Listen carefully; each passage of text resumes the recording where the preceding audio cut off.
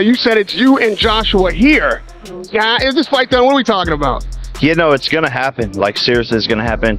We were talking with Turkey tonight, negotiations live in person. Former world champion, he's now being talked about as an opponent for Anthony Joshua. Can that fight happen? I think the fight can absolutely happen. I'm looking at it as Jake versus Joshua, which is quite biblical and it's quite impactful in many ways. Reports confirm that the highly anticipated Jake Paul vs. Anthony Joshua fight is officially penciled in for January 2026. Insider sources reveal that serious negotiations are underway, with Jake Paul's manager Nakisa Madarian confirming initial talks with Joshua's team.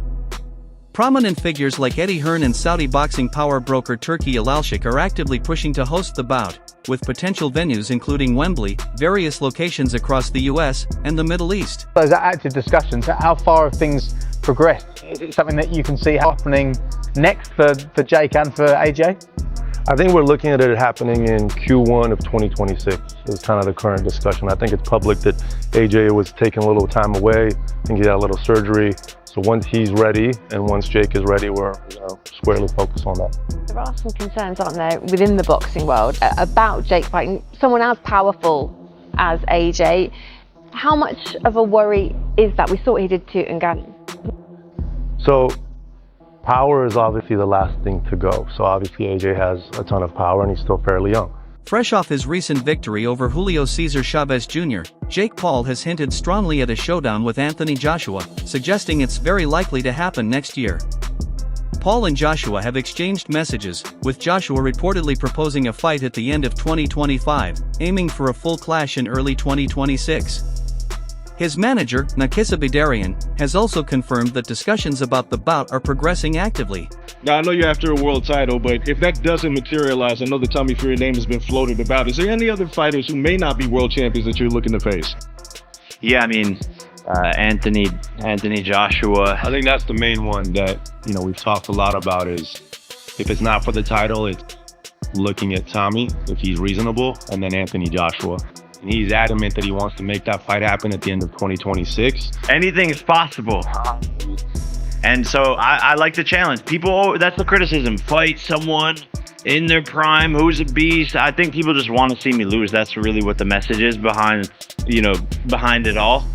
And Anthony Joshua is an insane fight, but I want that challenge. We've been DMing back and forth. He wants to make it happen. He called me up, and it's looking very likely for next. Building on his public challenge, Jake Paul has gained momentum, asserting that a heavyweight clash with Joshua is precisely what he plans next following his win over Chavez Jr. on his podcast. Paul directly called out Joshua and doubled down after the fight, signaling a clear intention to shake up the heavyweight division and make a statement. I want to fight Anthony Joshua, exclusive, because I know that I will beat Anthony Joshua. I know he just got knocked out, right? Yeah, he doesn't have a chin and he has no skill and he's stiff. And I love you, Anthony. We're friends, but I want to fight you.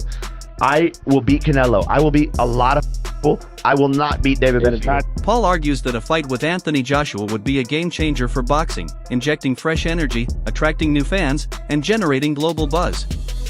He describes himself as a breath of fresh air, claiming legends like Joshua, Tyson, Fury, and Pacquiao recognize the value he brings.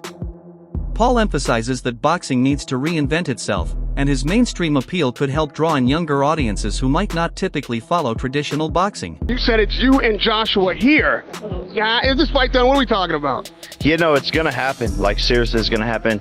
We were talking with Turkey tonight, negotiations live in person, which are always fun. But it's gonna happen, and it's just such an exciting fight that crosses the whole globe.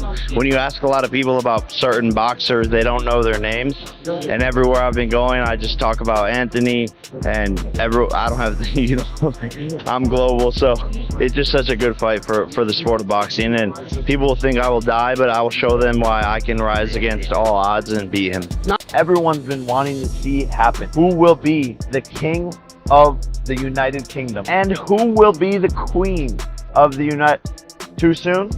I'm praying that boxing doesn't happen to this fight. And what I mean by that is politics, people trying to take more money than they deserve. Fuck the money, get in there, make fucking history. This is one of the biggest fights that could happen over this past decade. Make it fucking happen, Eddie Hearn. Make it fucking happen, Frank Warren. Make it happen, Tyson. Make it happen, Anthony Joshua. We don't need fucking excuses. Don't let boxing ruin this fight. Get in the fucking ring and fight like Eddie Hearn has confirmed that serious negotiations are ongoing for a Joshua vs. Jake Paul fight targeted for early 2026, with Joshua expected to return late in 2025 after elbow surgery. Saudi boxing figure Turki Alalshik reportedly supports staging the event, increasing its chances of happening. Discussions with AJ are as follows.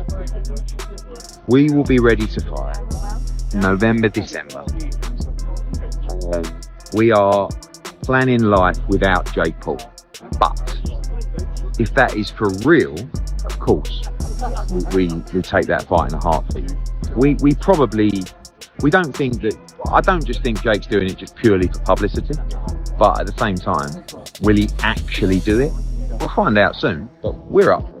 But we can't just live in the world of waiting for Jake Paul. So we're going to fight December, maybe early. Hearn has issued a stark warning to Paul, acknowledging the enormous financial potential but emphasizing that fighting a peak heavyweight like Joshua is extremely risky and should not be taken lightly. He stresses the importance of respecting the dangers involved in stepping into the ring against a seasoned champion. Paul could last 3 rounds with Anthony Joshua. 3, 2, 1. You've seen he's called him out, presumably. Yeah, in 2026. I mean, that's like me saying I'm going to go for the gold at the 2028 Olympics for surfing. It's clickbait. But he might just be mad enough to have a go. It's very dangerous.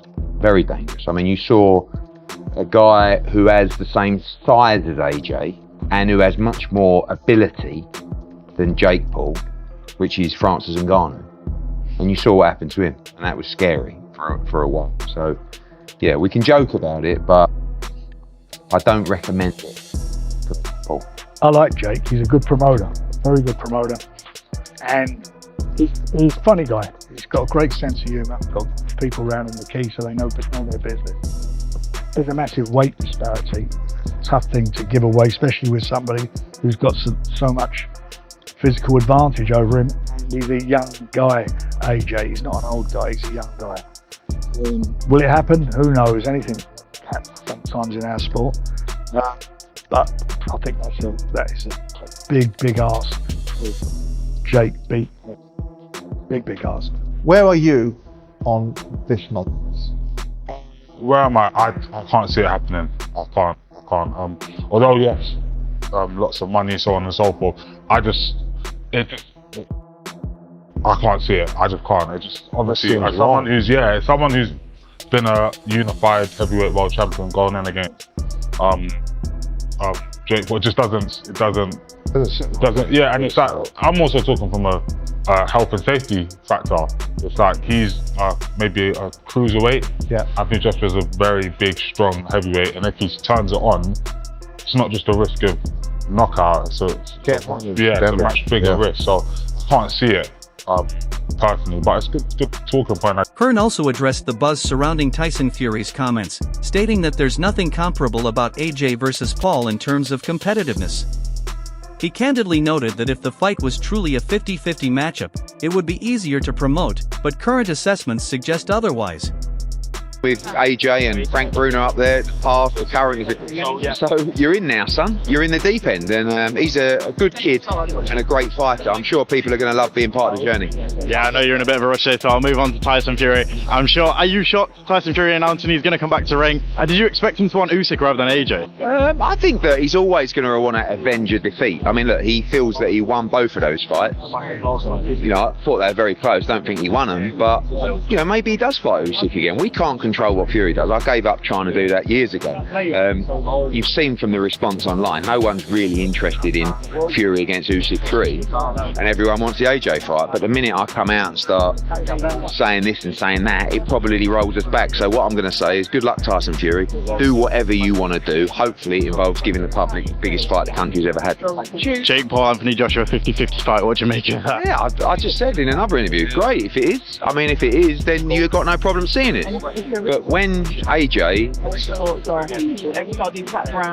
mean, decapitate's a strong word, but you know, when he renders Jake Paul unconscious like he did to Francis Ngannou, don't then say, oh well, it was Jake Paul. You know what I mean? I mean, when AJ beat Francis Ngannou, Ngannou just had a fight that could have gone either way with Tyson Fury. Then AJ poleaxed him, and everyone just said he's just an MMA fight. You know what I mean? Jake Paul's not Francis Ngannou. As I said before, if you want to see Jake Paul exit the boxing world, make the fight. Last one, what next for Dave Allen? Well, Dave Allen's been an incredible project the last couple of months. I mean, look, we've been talking to Deontay Wilder, we've been talking to Joseph Parker. Former WBC cruiserweight champion Tony Bellew voiced serious safety concerns over the matchup, describing it as dangerously insane due to Paul's significant size disadvantage compared to Joshua. His warning underscores the potential risks involved in such a mismatched fight. It's a possibility to happen. Yeah, it's a possibility that an alien might just land on this fucking grass now. It's a possibility. Listen, I'm not saying the outcome of the fight, but there's a possibility that this fight could happen, isn't it? Said the word fight. In the same sentence that Jake Paul and Anthony Joshua. This is a guy who was on the Disney Channel, made his name big from the Disney Channel. And I haven't really slated this guy, because I think he's doing, some of the things he's doing for boxing is brilliant. His job he's doing with the women is fantastic. I went into a gym the week before he fights Tommy Fury, and there were 200 kids in the gym on a Tuesday night. Kids, he's a big part of that. I give him all the credit in the world. But in the same sentence, he's fought one live boxer in his career, and he lost. What would you say if I put Tommy Fury in with Anthony Joshua? Nakisa Badarian, Paul's promoter, directly addressed the physical disparity, stating, size-wise, we're comfortable with it. He pointed out that Paul's weight fluctuates around 215 to 210 pounds, while Joshua tips the scales closer to 252 pounds. Badarian argued that Paul's strength, experience fighting heavyweight opponents like Mike Tyson, and rapid development in the ring make the matchup viable, though many critics remain skeptical about its legitimacy and safety.